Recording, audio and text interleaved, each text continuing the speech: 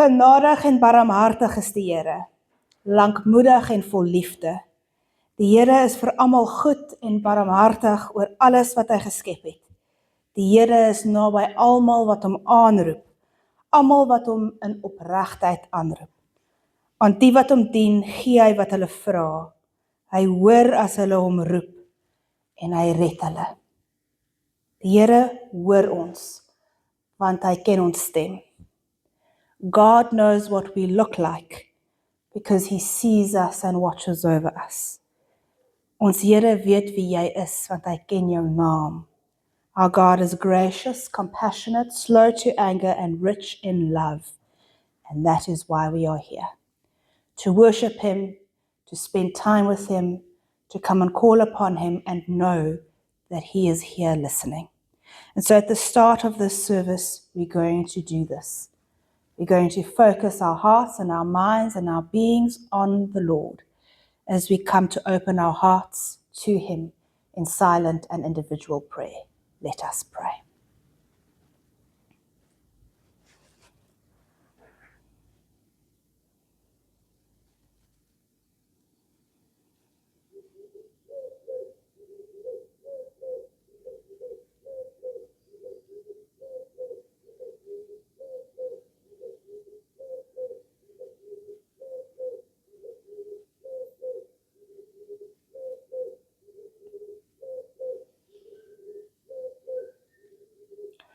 Our Lord and God, you are the King of the universe, the giver of life, the awesome God that we get to be in a relationship with.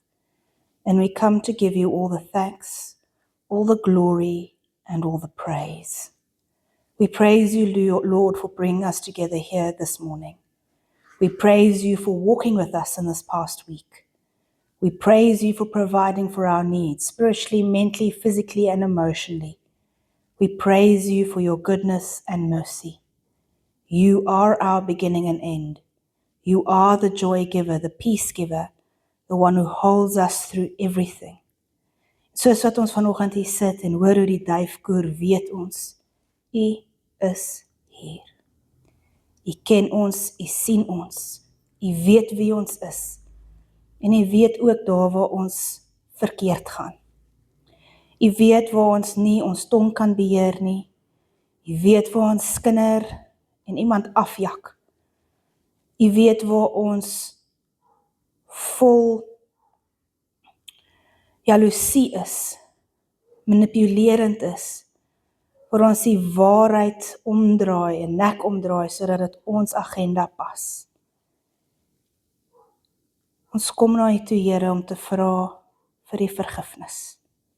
Om te vra, Heilige Gees, dat u vir ons wys daar waar ons verkeerd is, daar waar ons moet gaan regmaak, daar waar ons moet gaan vergewe. So we come now, Lord, to ask. Hear our silent and individual confessions.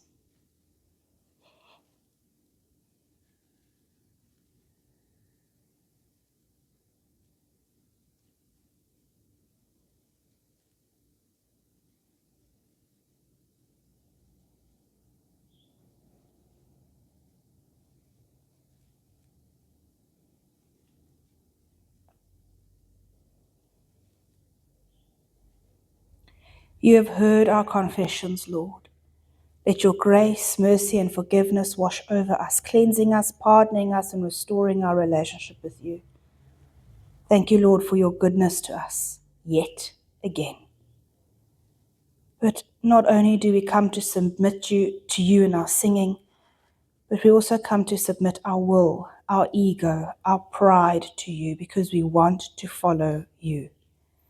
So come and be in this space, so that we may hear your voice, see your face, understand your will, and follow in your footsteps.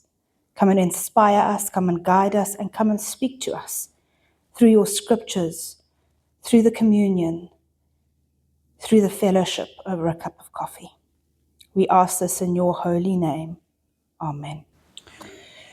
Today, our scripture reading comes from the book of Genesis, chapter 32, verse 22 to 31.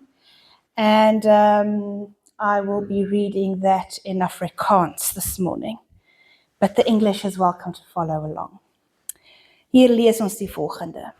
Die nag het hy opgestaan en sy 2 vrouens en sy 2 persoonlike slavinne en sy 11 kinders gevat en deur Jakob drif gegaan. Nadat hy hulle deur die rivier gevat het, het hy ook alles wat hy besit het laat deurgaan. Jakob het alleen agtergebly en 'n man het tot dagbreek met hom gestoei. Toe die man agterkom dat hy nie vir Jakob kan wen nie, het die man terwyl hy met hom stoei vir Jakob teen die heup geslaan, sodat dit uit die potjie gespring het. Die man het vir Jakob gesê, los my, want die dag breek. Jakob het geantwoord, ek sal jou net los as jy my seën. Toe vra die man, wat is jou naam? En hy antwoord, Jakob. Die man het gesê, jy sal nie meer Jakob genoem word nie, maar Israel, want jy het teen God en teen mense 'n stryd gevoer en jy het dit end uit volgehou. Toe sê Jakob, sê tog jou naam. En die man vra, waarom vra jy my naam? Hy het vir Jakob net daar geseën en Jakob het die plek Peniel genoem, want het hy gesê, ek het God van aangesig tot aangesig gesien en tog het ek nie omgekom nie. Net toe Jakob by Peniel verbygaan, het die son opgekom.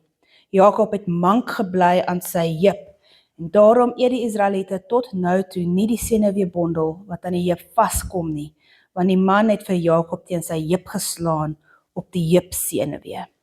And here ends our reading. May the Lord bless to us the understanding of His holy word. So we so often read the stories of the Old Testament, and we very often read it to our children and our grandchildren. But even though we read these stories and we know these stories, we sometimes forget what the true meaning of these stories are, what these stories can really teach us. And this morning I did a little experiment to see whether we read and understand. So if you look at the back of the church, the last 3 rows I put reserved signs on. And look how many people are sitting there.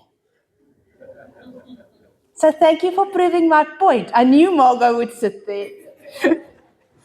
So vanoggend staan ons stil by Jakob. En die vraag is, wie was Jakob? So Jakob was een van die aartsvaders, een van die voorvaders van ons geloof. En ons lees dat hy gebore is as deel van 'n tweeling in Genesis 25. Ons leer dat hy die jongste tweeling is. En dat hy dan 'n tweeling het, wat 'n bietjie ouer as hy is met 'n paar minute, en die ouer tweeling se naam is Esau. Nou van 'n jong ouderdom af, het Jakob een baie spesiale band met sy ma Rebekka gehad, waar Esau dikwels uitgegaan het in die veld, en dikwels 'n man se man was Jakob maar die enetjie wat by die huis gebly het, en stil was, en sy ma gehelp het. En toe op 'n dag, toe het Rebekka vir Jakob gehelp, om die seun, die erfseun, van Esau te steel, want Isak, sy pa, het oud geraak en blind geraak, en dit was tyd dat hy die seun moes oorgee. En Jakob het toe aangetrek met allerlei hare, sodat hy as Esau voorkom, en Isak het hom geseën. So kom Esau dan terug van die veld af. En ons kan aanneem dat hy nie baie gelukkig was nie.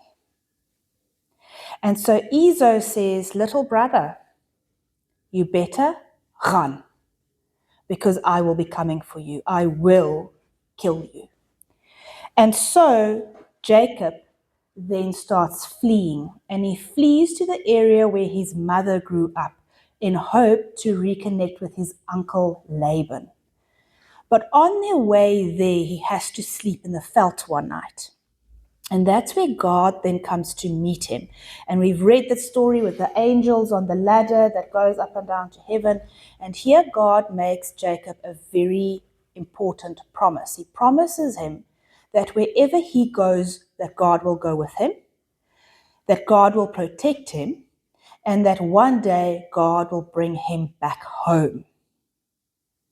So Jacob then goes, he meets Laban, his uncle,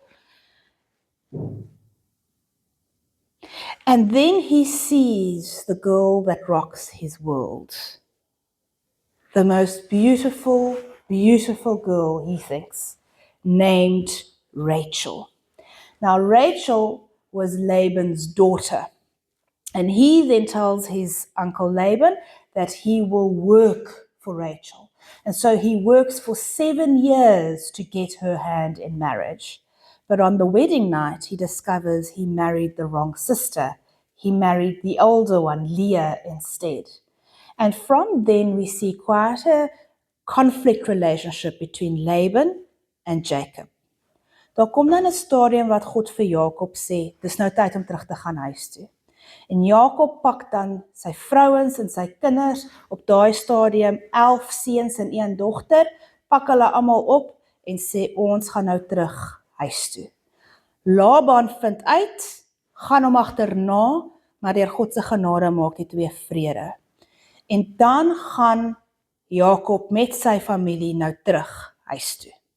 En op pad terug huis toe weet hy, die een wat hy nou gaan ontmoet, is sy boetie Esau. Esau wat laas keer baie kwaad was vir hom.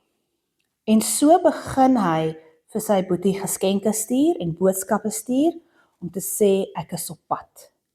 En boetie stuur dan 'n boodskap terug wat sê welcome home klein boet, me and 400 men are coming to you.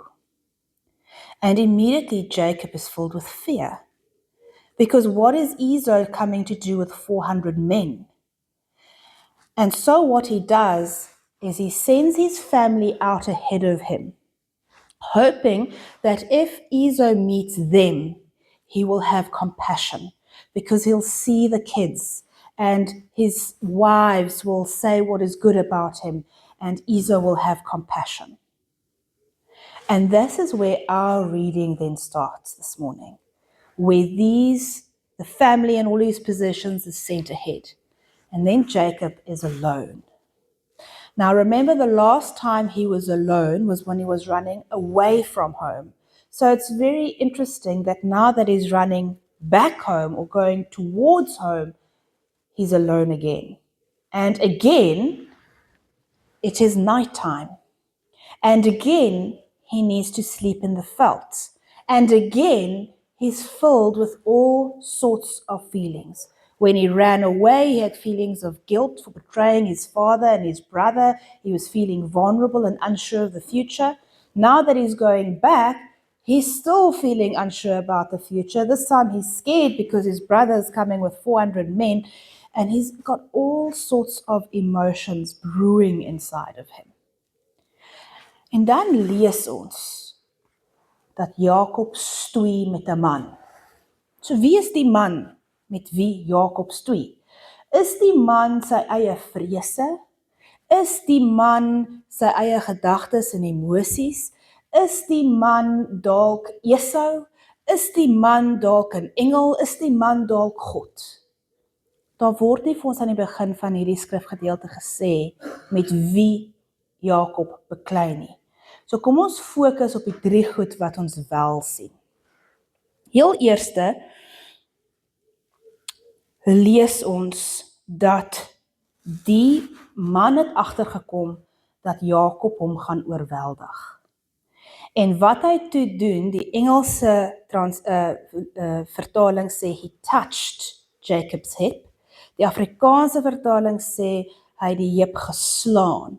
Die Hebreëse woord is nagar, wat beteken, is 'n sterker Afrikaanse woord, soos in, hy het hom met 'n bliksemstraal geslaan, hy het hom met fors geslaan, hy het hom met mening geslaan. Hy het hom so erg geslaan, dat die heup uit sy potjie uitgespring het.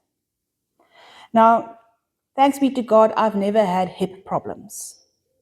But I imagine that if you have hip problems, it's quite a painful affair. And you can't walk, you can't sit, you can't lie down. I think it is quite horrible if you have sore hips. But even though his hip was technically dislocated, Jacob still kept on fighting. Throughout this pain, this tremendous physical pain that he must have felt, he kept on fighting. Which brings us to our second point. Many of you have dogs, and you go to the beach with your dogs, and then at a point you tell your pooch, come, we're going home. And sometimes they then do this.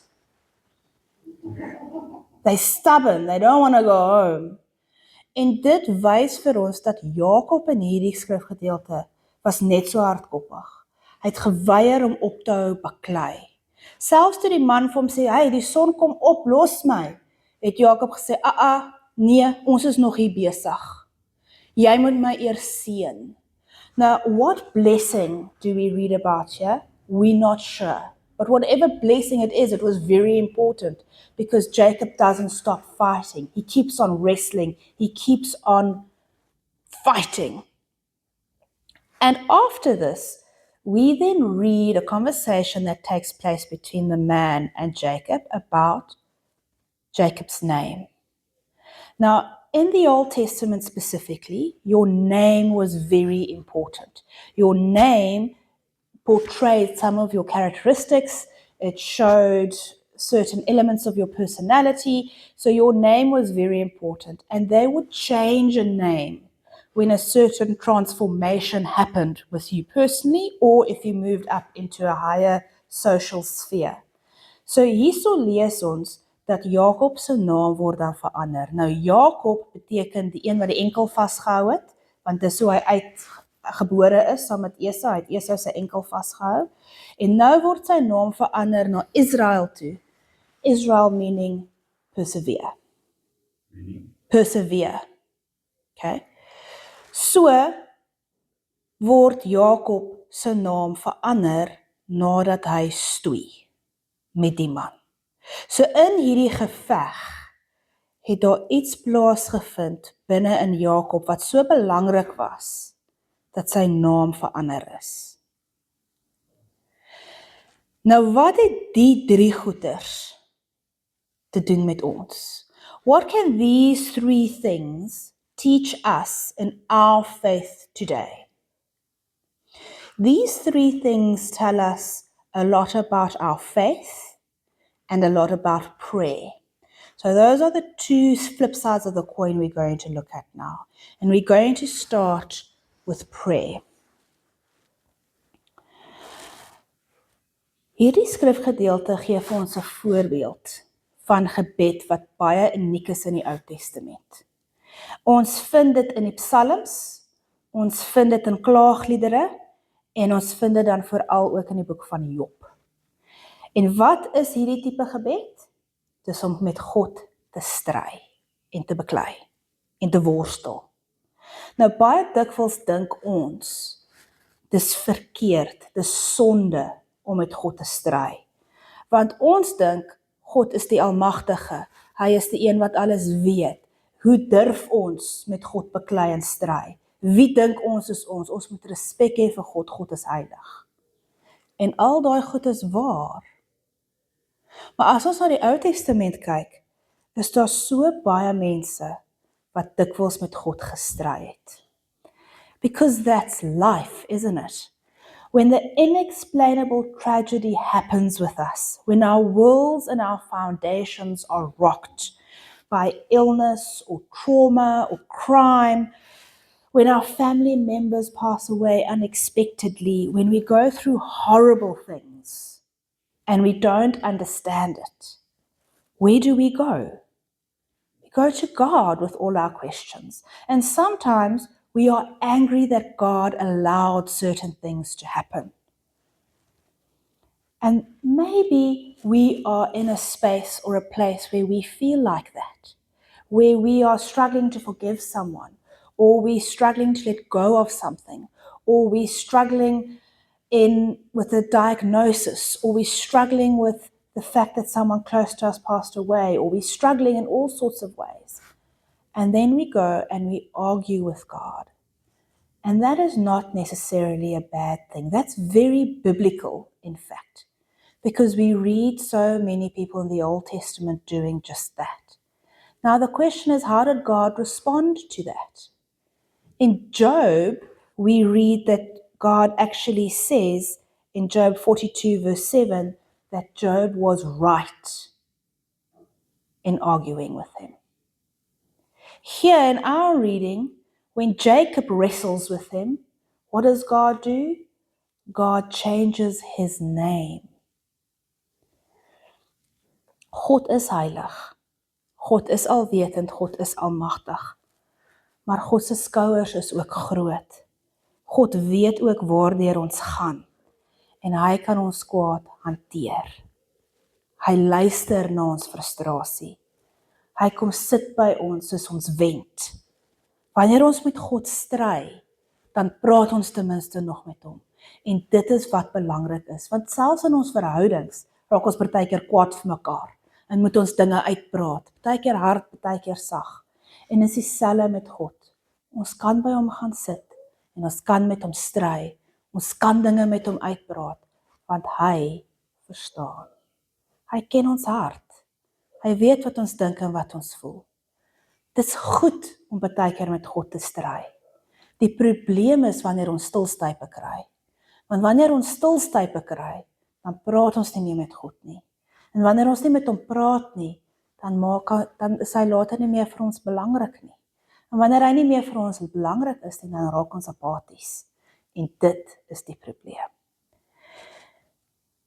Nou dit bring ons na geloof, to faith. In this account, faith is defined as a stubborn refusal to let go of God. It's a stubborn refusal to let God off the hook. Now, in this reading, faith is not described as a gift from God, as we find in many other, especially New Testament scriptures. But here, faith is defined as a lifelong pursuit of God and struggling to keep hold of Him. In struggling to hang on, in struggling to keep on fighting, in struggling to keep looking for God, in the struggle to try and hold on to God, our faith grows and it becomes stronger. But the key word here is that faith is sometimes a struggle. It isn't always easy and it isn't always simple. Because let's face it, there are many things we wrestle with. There are many seasons in our lives, divorces, losses, diagnoses, death, grief, heartbreak, things that we cannot avoid. And all of these things leave their mark on us. It leaves us battered and bruised. It leaves us limping, just like Jacob limped after his hip was touched. And all we can do in these circumstances is to hang on to God and to keep on wrestling with Him, waiting for His blessing. One thing remains true though, no matter how dark our nights, no matter how difficult our problems, they will pass because the dawn will come. Even a terrible, unsettling, horrific night can be a source of blessing, because as it was for Jacob, there's no promise for us to say the dark nights won't come, but the promise of God is that I will be with you when those dark nights come. I will hold you, I will be with you, but don't let go of me. Keep on wrestling with me.